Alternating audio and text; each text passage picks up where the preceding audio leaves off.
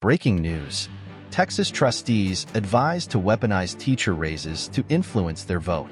Watch as Mandy Drogin from Texas Public Policy Foundation interviews Dripping Springs ISD trustee, Rob McClelland. McClelland was in attendance at a Texas Association of School Boards conference session when he witnessed trustees being advised to withhold pay raises from teachers. Other school board members, let me be clear, other school board members had reached out and said, you are not going to believe what just happened.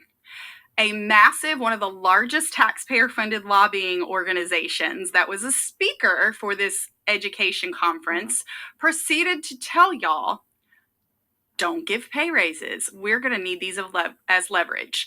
So I heard it and I asked you and you actually said I was there. So let's hear it. So we're in there and I'm anticipating a great budget workshop. We're going to dive into some things, maybe get some new ideas, things we hadn't considered, although we're pretty smart. We've considered a lot of things. And I get in there and I sit down, and before we even get into the meat and potatoes of finance, the CEO, who I have no idea, never met before in my life, starts going on a rant. That's the only way I can describe it. It's really a rant about the failure of school board trustees, the failure of teachers to vote a certain way to persuade the legislature to do certain things. It was encouraging us. It was encouraging us to utilize compensation as a weapon to try to change the way that our teachers would vote.